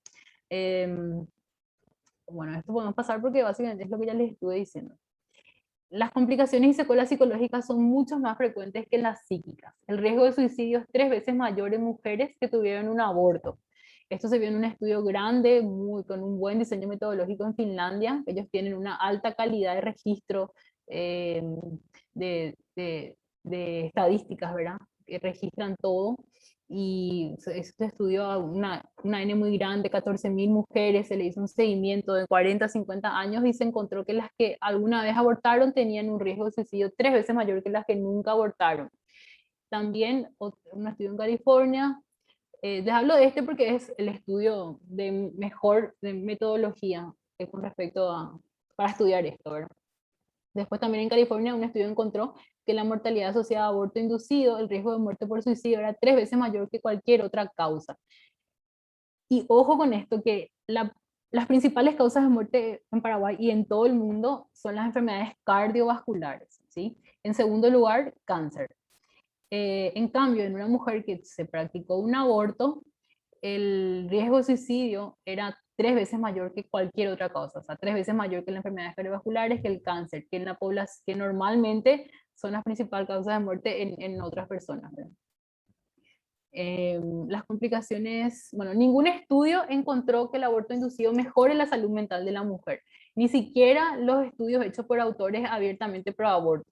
Hasta ellos encuentran resultados neutros o adversos, pero nunca favorables. O sea que no se puede argumentar, como se argumenta hoy en día en los países donde el aborto es legal, que la mujer que tiene problemas de salud mental tiene que abortar porque tiene problemas de salud mental. Al contrario, el aborto va a empeorar su problema de salud mental. Está el síndrome post-aborto, que cumple criterios de trastorno de estrés postraumático con insomnio, pesadillas relacionadas al aborto, intensos sentimientos de culpa y necesidad de reparar algo, síntomas de depresión o ansiedad severos, es lo que las mujeres generalmente que se hicieron un aborto describen. Entonces cumple con un trastorno de estrés postraumático que puede tener una persona que sufrió un accidente en auto, por ejemplo, muy grande, ¿verdad? Eh, Sería algo similar con el aborto. Complicaciones y secuelas físicas, en dolor abdominal, como les estuve explicando, el misoprostol también produce fiebre, sangrado, se pueden infectar los restos que quedan y en los casos más graves puede dejar infértil a la mujer si es que hubo que extirpar el útero por complicaciones severas. Y en el caso de una niña pequeña, que es lo que siempre argumentan en todos lados para despenalizar el aborto, una niña pequeña que quedó embarazada obviamente por violación, ¿verdad? Bueno, hay que entender una cosa, que el cuerpo de la mujer desde su primera menstruación ya está apto para el embarazo. No son las condiciones ideales, obviamente, porque la niña todavía no está emocionalmente, no es emocionalmente madura y su pelvis es más chica con respecto a lo que sería con la etapa adulta, ¿verdad? Pero no, es un embarazo de riesgo y no es lo ideal, obviamente. Pero un embarazo de riesgo nunca se trata matando al paciente dentro del útero, o sea, nunca se trata matando al bebé. Embarazo de riesgo también se considera a partir de los 30, 35 años y no por eso va a abortar la mujer de esa edad, ¿verdad? Lo correcto en estos casos, en esta tragedia que es una niña violada, es hacer un seguimiento cercano del embarazo, tratar las complicaciones si ocurren, porque no es que sí o sí van a aparecer tampoco. Si ocurren, tratar la complicación que aparezca y muchísima, muchísima contención emocional, psicológica, espiritual, pero no se soluciona nada, no se soluciona la herida de la violación con el aborto. Lo que estuve diciendo, no se soluciona la herida de la violación con el aborto. No, al contrario, el aborto va a empeorar la salud mental de la mujer y se castiga al bebé inocente que no tiene la culpa de nada. Además, se oculta el crimen del violador.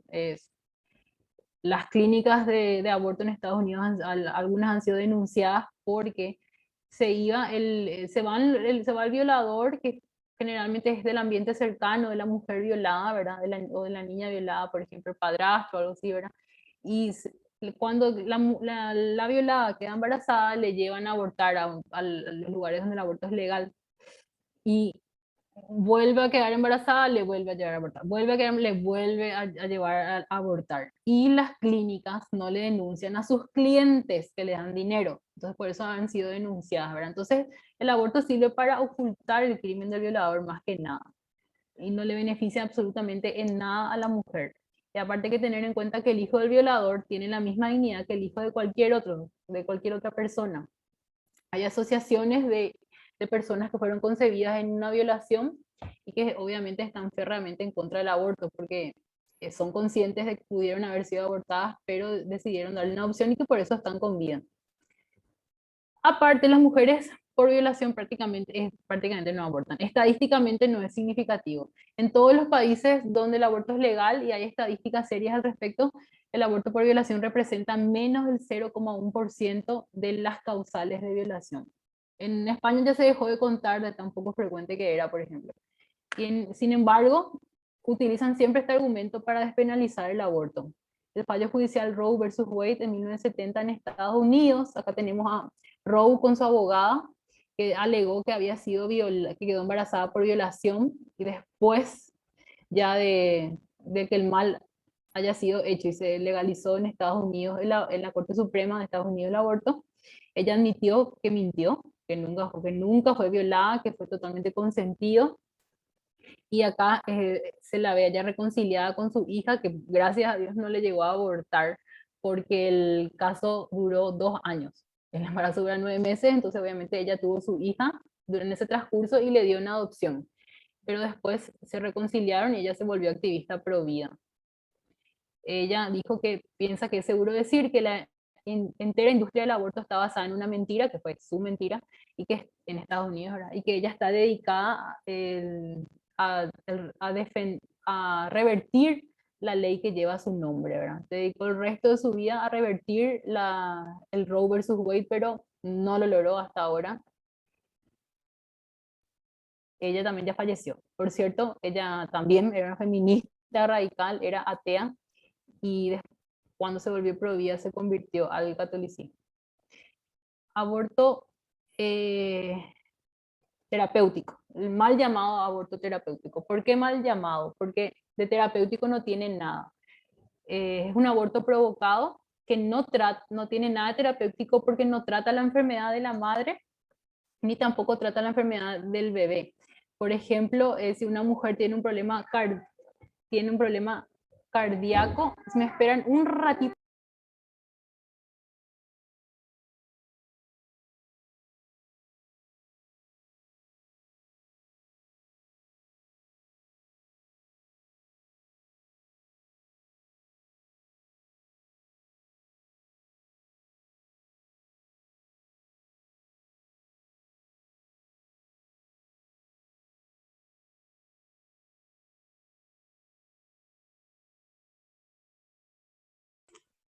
Mientras la doctora se va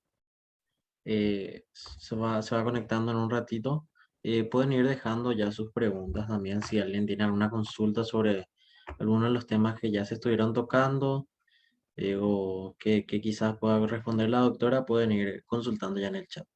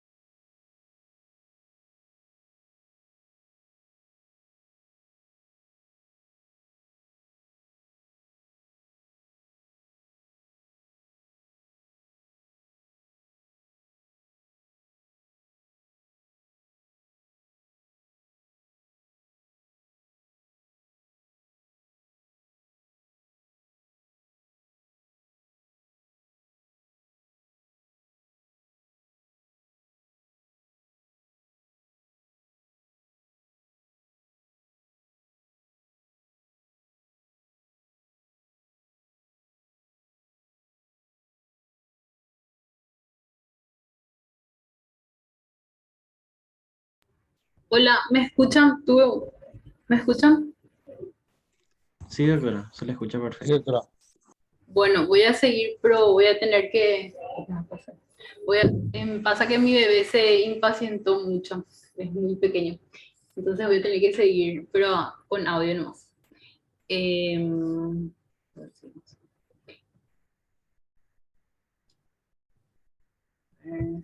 ahí. Bueno, el aborto gratuito obviamente no existe, ¿verdad? Si es en hospitales públicos, igual lo pagamos todos con nuestros impuestos.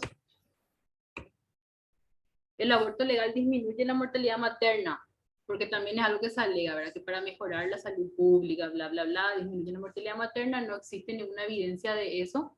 Los países desarrollados que legalizaban el aborto ya tenían, antes de legalizar el aborto, tasas de mortalidad materna muy bajas. En Estados Unidos, Europa, que fueron los primeros en legalizar el aborto, ya tenían antes de legalizar el aborto mortalidad materna muy baja. Y de hecho estudios de experimentación natural del profesor chileno Koch, que es PhD en epidemiología, demostraron cuáles fueron las causas de disminución de la mortalidad materna en Chile y México. Y encontró que las mejoras en el acceso, verdaderas medidas de salud pública, como la mejoría en el acceso al agua potable, mejoría del acceso a los servicios de urgencias obstétricas y el aumento de las consultas prenatales en estos países, sí se encontró una asociación causal con la mejoría de la mortalidad materna, y el aborto, la legalización del aborto reciente no tuvo nada que ver, no influyó en el descenso. En Paraguay tenemos un constante descenso de la mortalidad materna desde hace décadas, como podemos ver en esa gráfica, sin aborto legal. O sea que se puede disminuir la mortalidad materna sin aborto legal, eh, con las medidas ya mencionadas. ¿De qué mueren las mujeres paraguayas? 500 al año aproximadamente por cáncer de mama, 400 a 500 por cáncer de cuello uterino y 200 mujeres al año por accidentes viales. 10 a 20 mujeres al año por aborto. Obviamente que cada muerte es una tragedia, pero hablando de salud pública y estadísticas, no es significativo en comparación al cáncer de mama, cáncer de cuello uterino, que les estuve viendo cómo la revolución sexual influyó en el aumento de estos cánceres. Y para terminar ya el tratamiento de reasignación de género, ya sé que me extendí mucho, pero ya es para terminar. Siguiente, siguiente. Tenemos el mal llamado tratamiento, porque en realidad la disforia de género, que es como se le llama hoy en día, sigue siendo, es un trastorno de salud mental, sigue en la lista de trastornos mentales del DSM-5, porque de hecho necesitan el diagnóstico de un profesional psiquiatra o profesional de salud mental para poder acceder al supuesto tratamiento, ¿verdad? Entonces, sigue catalogado como hasta el día de hoy como un problema de salud mental. ¿Y por qué mal llamado tratamiento? Porque decirle a estas personas que se vistan como el sexo opuesto, o darle hormonas al sexo opuesto, o recomendarles cirugías mutilantes de órganos sanos, en realidad no, uno no está tratando, está alentando el trastorno, ¿verdad? Es el único trastorno mental que supuestamente se trata alentándolo. Es como que una persona que tiene psicosis y cree que puede volar, digamos, vos le digas, eh, hay gente que se cree Superman y eso, ¿verdad? Que tiene psicosis o Spider-Man y creen que pueden saltar rascacielos, ¿verdad? De verdad existe ese tipo de psicosis. Es como que a esas personas vos le digas, metele, ¿verdad? Y obviamente que se va a caer y va a morir al instante. Se hace lo mismo con estas personas, solo que se alienta su trastorno, solo que con otras medidas.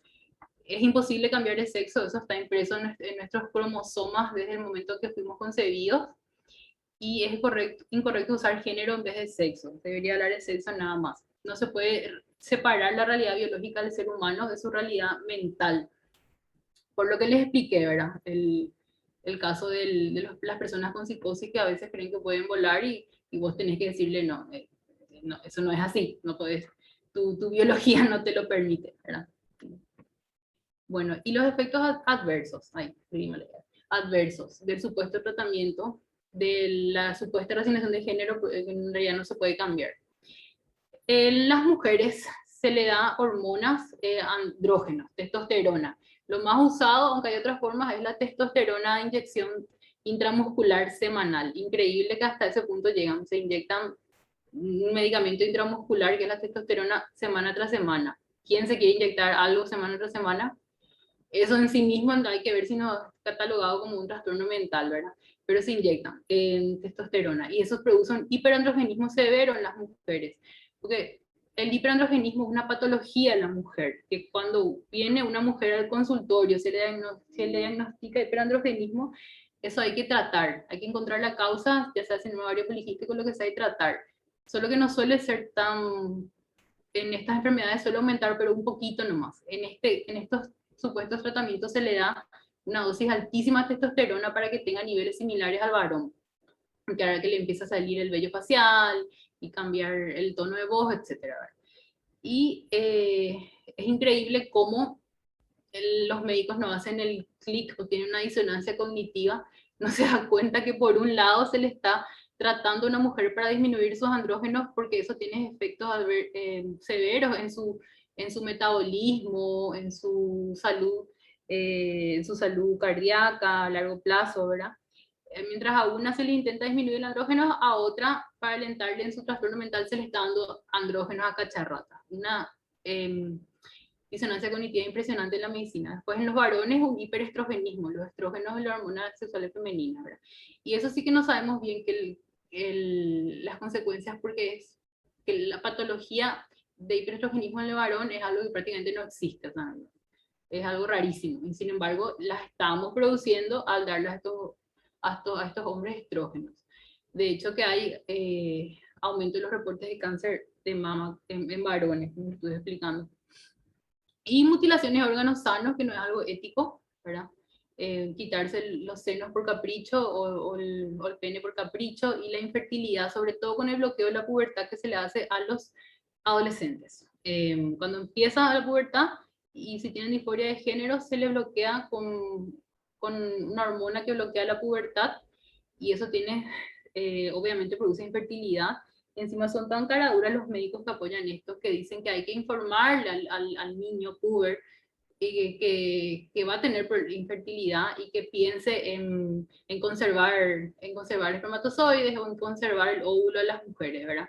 Como si fuera que un puber, un adolescente va a tener la madurez emocional para decidir eso. Es una locura total. Realmente el tratamiento de la disforia de género en niños es una forma de abuso infantil que es infligida por los propios profesionales de salud. Y no hay evidencias de seguridad a largo plazo de este tratamiento. El Colegio Americano de Pediatras se posicionó totalmente en contra, ¿verdad? Este es el doctor Peter Van Meter, que es un endocrinólogo pediatra, y que les recomiendo este documental, El terrible fraude de la medicina transgénero. Lamentablemente no hay todavía con subtítulos en español, pero para los que manejan inglés es altamente recomendado porque explica detalladamente cómo empezó a infiltrarse la palabra género y la ideología de género en la medicina en el hospital Johns Hopkins. Él trató personalmente con el causante de esto, que es el psicólogo John Money, que también John Money les recomiendo que busquen sobre él en internet. En conclusión, la revolución sexual ocasionó un profundo cambio del estilo de vida en lo concerniente a la moral y el comportamiento sexual en Occidente, y las terribles consecuencias de la salud pública son ya evidentes y probablemente en gran medida todavía incalculables. Las ideologías que forman parte de esta revolución se han infiltrado en las ciencias de la salud, lo cual dificulta mucho la adecuada consejería. Es decir, ¿a qué me refiero? Como las personas ya están, como el personal de salud ya está tan adoctrinado sin darse cuenta siquiera por estas ideologías, en vez de lo que deberíamos estar haciendo hoy en día, por ejemplo, en vez de recetar anticonceptivos, preservativos a los adolescentes, es enseñarle a la mujer que la única forma de evitar ETS es la abstinencia, enseñándoles a conocer su cuerpo mediante los métodos de reconocimiento de la fertilidad o la planificación familiar natural, ¿verdad? Para monitorizar su salud de esa forma. Eso es lo que deberíamos estar enseñando y aconsejando evitar las conductas sexuales de riesgo de contagio de ETS, que ya les expliqué cuáles son, ¿verdad? pero no se hace eso. Es básicamente dar anticonceptivo y ya está. Lamentable. Y con esto termino y estoy atenta a sus preguntas. Muchas gracias.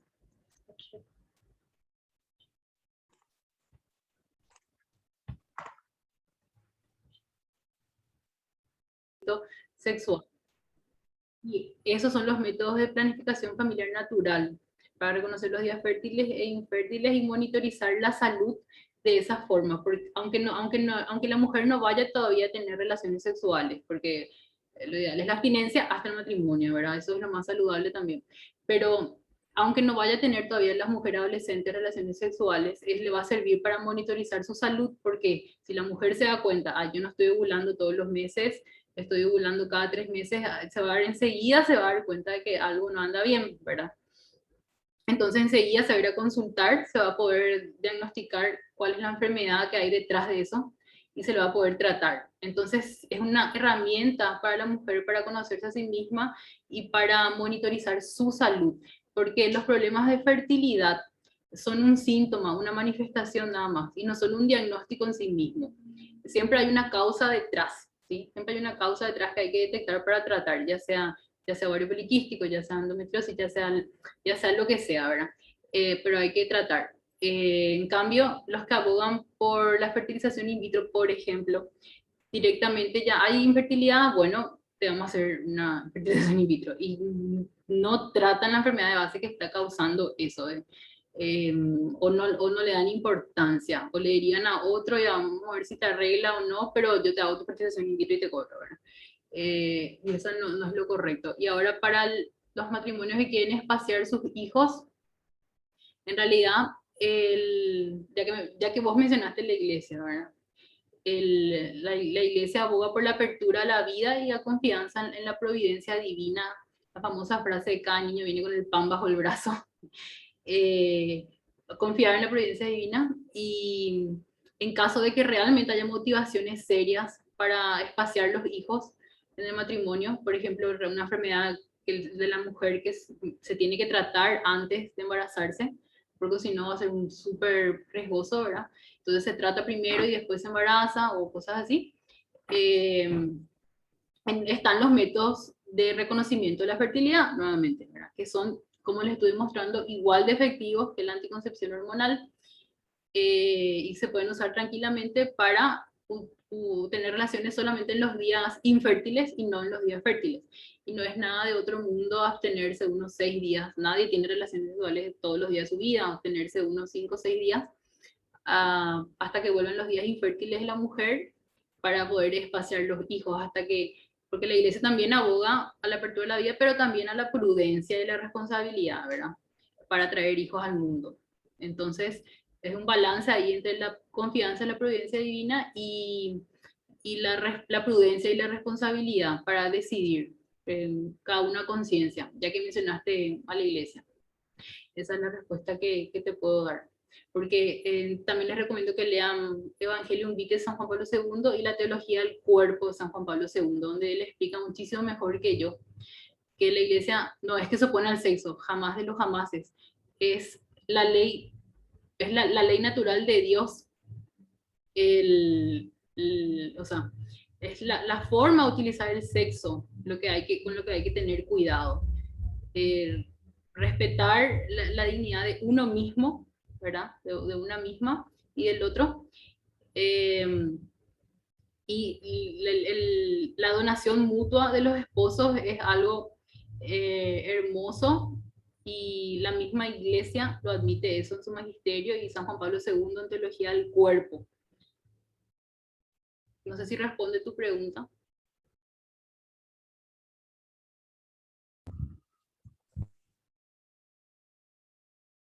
Está silenciado. Sí responde. Muchísimas gracias, doctora. Buenas noches. Bueno, tenemos otra pregunta, doctora, de Susana. Dice, los ginecólogos suelen recetar anticonceptivos para regular el ciclo menstrual. En ese caso, ¿es mejor buscar otro médico que busque los causales de esa anomalía y pueda tratarla de la mejor manera? Sí, totalmente. O sea, captaste 100% lo que yo quise transmitir. Así mismo. Si vos tenés una irregularidad menstrual, muchas veces también las mujeres creen que son irregulares, pero en realidad no son, porque no somos relojitos las mujeres y algunas tienen ciclos más cortos, otras más largos. Un ciclo, un mes puede durar 28 días, otro 27, eso es normal, ¿verdad? No es que sea irregular. Bueno, pero si realmente hay una irregularidad y el médico te da anticonceptivos para supuestamente regularizar y no busca la causa de esa irregularidad, es una negligencia, realmente es una negligencia. Deberías buscar un médico que investigue cuál es la causa de esa irregularidad. Pueden ser varias, ¿verdad? Como para tratar. Lo más frecuente es síndrome ovario poliquístico y obesidad también. Eso es lo más, pero hay otras causas también.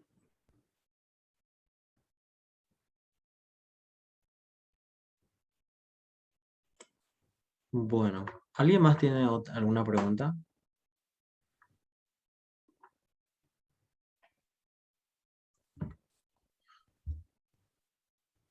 Parece que ya no. Bueno, así entonces estamos concluyendo.